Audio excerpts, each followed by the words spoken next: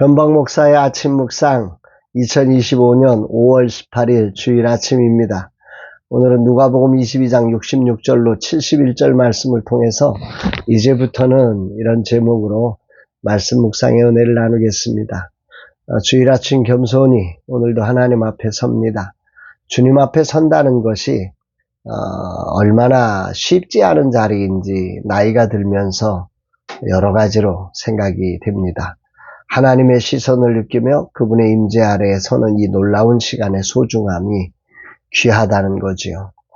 어제 하나님의 은혜로 이전 예배를 드리는 목회사관학교 졸업생의 교회를 방문했습니다. 많은 선교회에 함께한 이들이 축하했고 또 많은 순서가 있었고 소중한 선물이 있었습니다. 잘 준비된 모습이 있어 감사했습니다.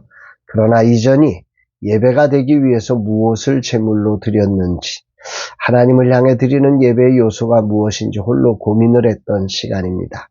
습관에 의해 이전에서 예배하는 자리가 아닐까, 내가 제대로 가르치지 못했구나 하는 자책감이 드는 자리이기도 했습니다.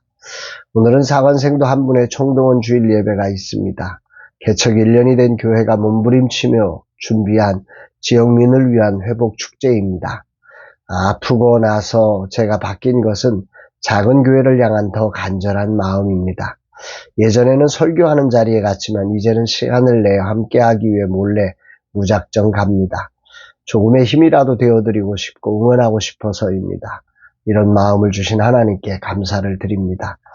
이날 주님 어떤 말씀으로 인도하실까? 본문에는 산헤드린 공회, 즉 유대인 최고의 종교 지도자 회의로 공식적으로 예수님께서 재판하시는 자리에 서신 장면입니다. 그 첫 질문입니다. 67절로 69절. 이르되 내가 그리스도이거든 우리에게 말하라. 대답하시되 내가 말할지라도 너희가 믿지 아니할 것이요 내가 물어도 너희가 대답하지 아니할 것이니라.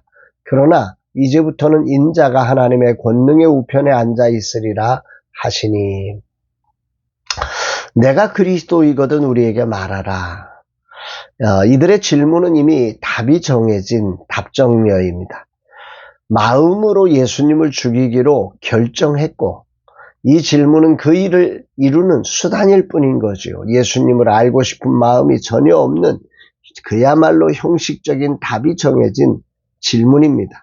이들의 의도는 너무도 잘 아시는 주님은 이들의 의도를 너무 잘 아시지요. 이런 형식적인 질문에 답하지 않으셔도 됩니다. 지혜롭게 빠져나갈 수도 있습니다. 그러나 이 질문에 예수님은 매우 당당하게 자신을 드러내십니다. 때가 되신 거죠. 예수님은 위협과 죽음의 위기 속에서도 자신의 정체성을 때가 되어서 당당하게 드러내십니다. 다니엘서에 나오는 메시아적인 칭호인 인자를 사용하면서 내가 하나님의 우편에, 권능의 우편에 앉아있으리라, 이렇게 놀라운 대답까지 하십니다. 자신이 하늘 보좌의 인자, 곧 하나님으로부터 권세와 영광과 나라를 받은 자라고 하는 아주 분명한 표현인 거죠. 이 고백은 승리의 선언입니다.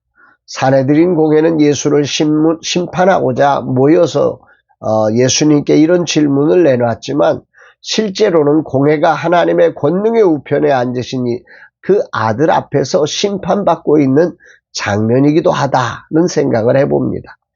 세상은 정치적 메시아로 예수님을 기대했지만 예수님은 고난받는 종의 길을 선택하시며 너희가 믿지 않을 것을 분명히 아시면서도 당당하게 자신이 누구인지를 그들 앞에 드러내어 이르신 때에 하나님의 거룩한 구속의 계획이 성취되도록 자기를 밝히신 것입니다.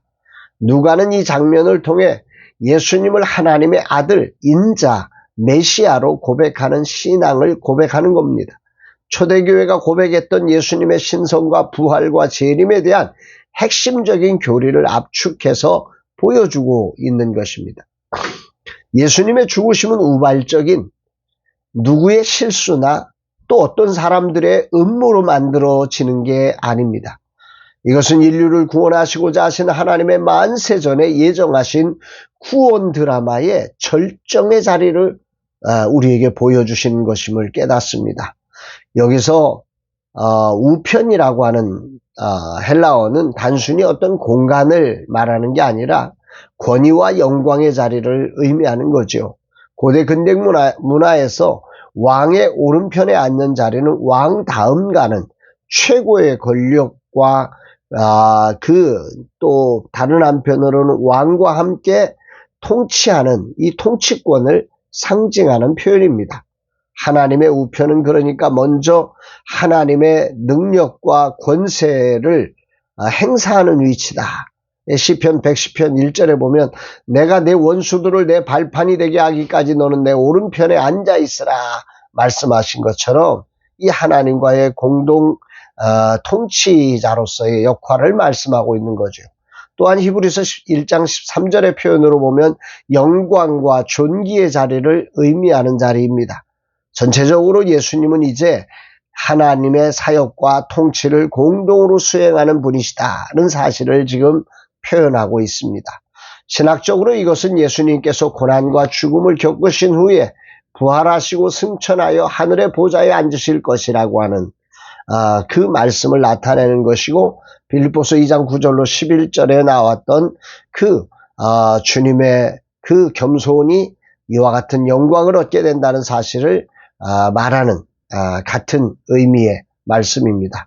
여기서 중요한 표현은 이제부터는 이라는 표현의 시제입니다.